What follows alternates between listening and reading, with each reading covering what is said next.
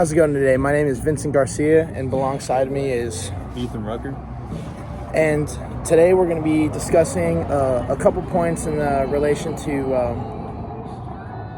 Ethan here is talking about GMOs, right? Mm-hmm. Could you tell us a little bit more about what specifically you're going to get into today? Well, I'm going to get into their bioavailability. I'm going to get into their cost effectiveness, their legal reasons, and their combat against world hunger. Very interesting.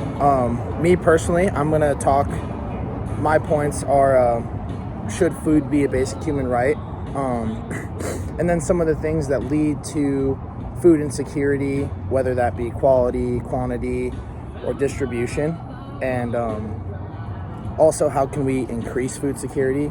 And what are the ways, as a country, the United States is fighting this issue? So, Ethan, if you want to go ahead and get right into your points first. All right.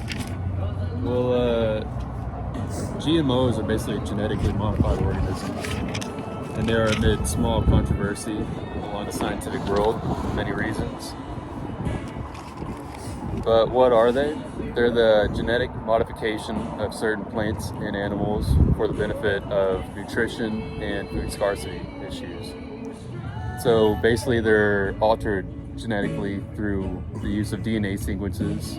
They include everything from cotton to corn, and they can produce crops that hold certain benefits, such as drought resistance and stuff like that. And just certain traits and characteristics that make it better suitable for, I guess, the environment that it's in. And the consumer. And it's funny that you chose this point, because my point about, food insecurity, it seems as though GMOs might be a viable option to benefit food insecurity, like you said. Right. Producing crops that are bigger and that are able to feed more with less of that crop.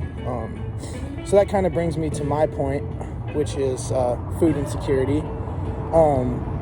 The definition of food insecurity is living with chronic hunger and malnutrition.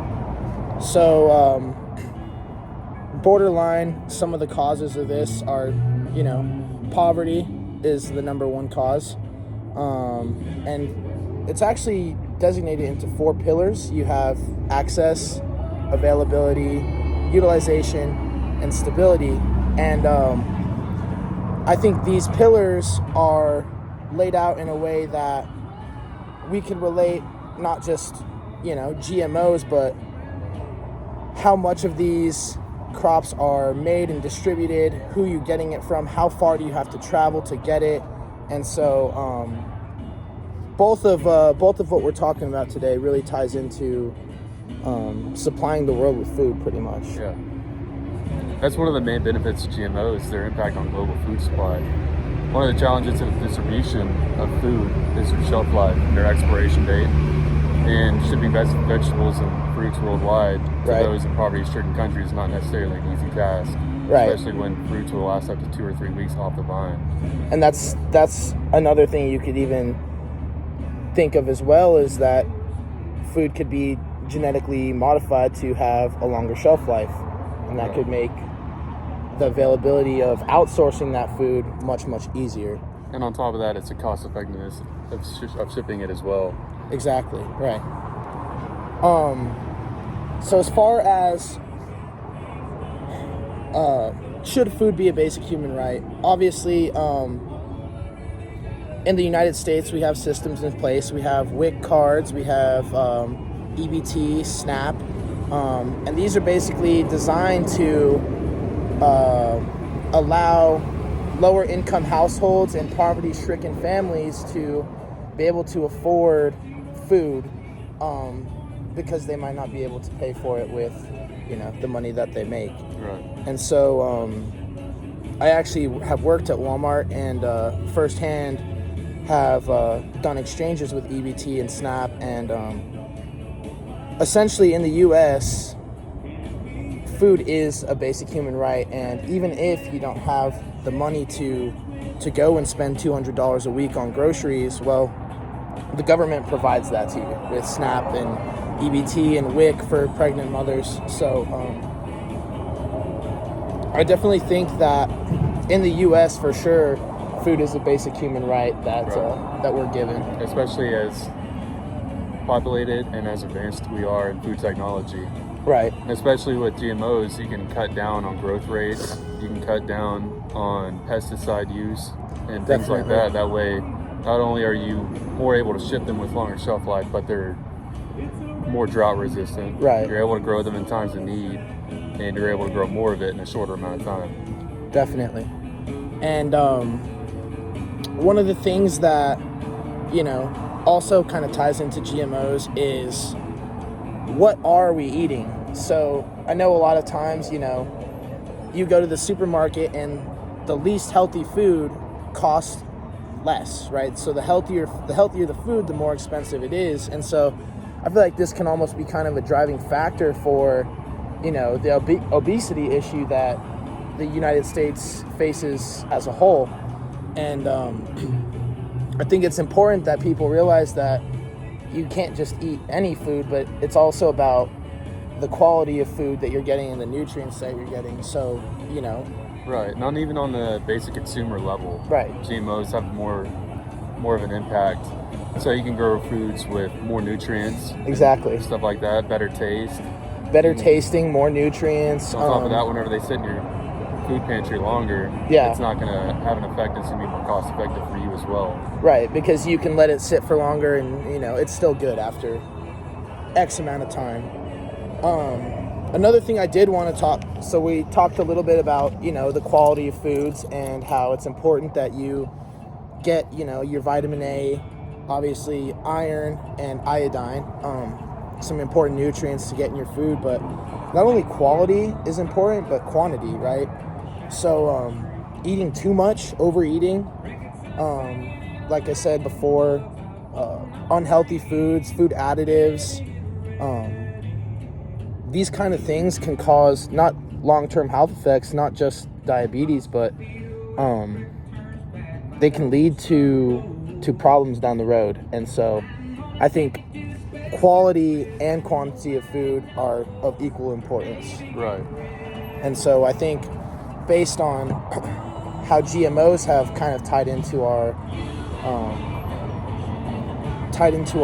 economy, so many people are against these things, but they're also for, someone might say, oh yeah, GMOs are bad, while they're eating processed cheese on, right. And it's just like, okay, you can say that, but you have to look at, what do you say isn't bad, Well, they are some scientific debate. Right. So whenever you talk about GMOs, the main thing is talking about toxins that are released into the environment, into the soil. Okay. That are just created from the genetic disposition of it. And they can lead to a lot of biodiversity problems in an ecosystem because of that. So it kills off other plants. It can have a negative effect on other animals, stuff like that. Right. But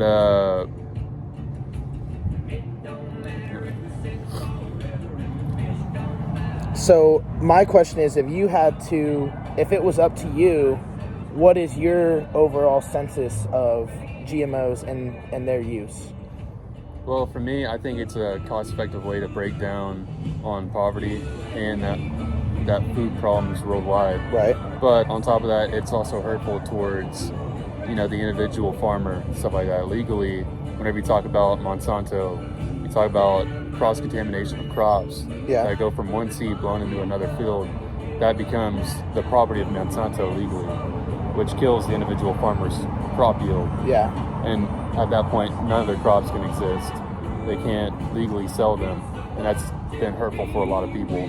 Yeah, it sounds like, a farmer who's not using these GMOs, and all of a sudden these plants are popping up and on his land, and that's detrimental. Every square foot of land and these farmers have is important to their overall production. Another thing I did want to ask is, do GMOs have a negative impact on, so if you're genetically modifying these plants, does that then create super weeds. People reference super weeds because once they're genetically modified, the weed then adapts to grow with them, and now all of a sudden you have these weeds that are a byproduct of the GMOs that no one can get rid of. So it definitely can. And you'll talk about superbugs and stuff like that. Bacteria that are resistant to certain pesticides now. Exactly, yes. And so it kind of circles back and it creates a whole different level of environmental issues. Right. But even and it's up debate more than anything, is the impact on the health of the individual consumer. And so people think that they may lead to more terminal illnesses such as cancer or, cerebral palsy or something like that. And it's going to be harder to convince the world population that it's of actual benefit to them, rather than just having more yields and producing more profits. And that makes sense, especially because, like I said, quantity over quality, which one is more important? And it seems like in order to make this GMO thing work, we're going to have to find somewhat of a middle ground. Right. And I mean, whenever you talk about, world poverty, stuff like that, whenever you get into those small, third world countries, it's hard to be picky on what you're eating. Right. Especially whenever it's the only thing that can make its way to you. Right. You'll get what you can get, right? Yeah. And especially whenever you can't ship everything worldwide unless it's processed foods, which leads to a whole other conundrum of plethora of problems, right? Yeah. And that kind of reminds me of, one of the other pillars of food security, which is distribution. Not even just worldwide, but locally. You have people living in rural and urban areas, and especially those, the statistic says the average urban household lives 5 to 10 minutes from a local supermarket, and the average rural household is about an hour. And so it sounds like not that big of a deal, but just depending on how close or far you are from the supermarket, can be a tremendous cost difference and could be very inefficient for someone who lives in a rural area to be able to get this food fresh and what they want. Right, and especially whenever you talk about in those poverty areas, nobody has a car. Right. I mean, they're not always using horses or something like that to travel. Right, so it's hard for them to get it in that hour-long distance, maybe 2 or 3 weeks for 2 or 3 weeks people. For a family. And that's the unfortunate thing, is that's where they live and that's where their house is, but that's just part of, I guess, food insecurity as a whole. That's just one of the factors of it, and it's something that there's not much you can do about it. Even then, food storage plays into it as well, because not everybody has a refrigerator. Right. Not everybody can store food for 2 can to 3 pay weeks. Can pay their electricity bill to, And so I think things like that ties me back into EBT and WIC and SNAP. I think those are tremendous, opportunities offered by the government, but I don't think that's enough to keep everyone, from starving. Right. And so, did you have anything else to touch on as far as, I don't think so. as far as GMOs? I think we've pretty much covered all of that. So I think,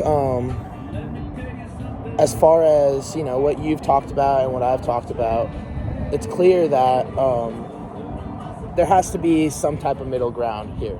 Right. So whether it's the quality, quantity, distance traveled to get to that food, amount of money you have to pay for that food, and what is involved in the production of the food that we're getting, GMOs. Are these foods, they're nutritious for us, like it gives us more food, it gives us more nutrients, but how is that in comparison to the trade-off of how it affects, small farmers and just the environment as a whole? And the chronic health of the consumption of the people that eat them. So as far as closing statements, if you could leave off this podcast with one thought for consumers and farmers to kind of come together on, what would you say as far as, you know, the use of GMOs? I think globally, I think it's of great benefit, Okay. and that should not be looked away.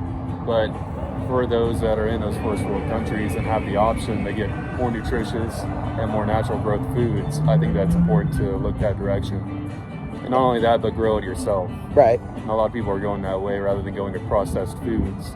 And I think above those processed foods, GMOs can still be pretty beneficial to you as well. 100%. I think the legal aspect of it is something that needs to be worked on, obviously with small and local government. But I Right. think How much of it should be done? How, you know, I think the parameters of it altogether are a little bit loose, and so that's Right. probably something that could be tightened up. Right. But we chose these two topics together because GMOs greatly ties into the idea of food insecurity and how, you know, how thankful and blessed we are to have food put on the table every night, and not everyone is as blessed. So this, I think GMOs is a great step in finding a way to fight food insecurity and, you know, poverty, not just locally but worldwide. Right. All right. Well, my name is Ethan Rucker. I was closing off with GMOs.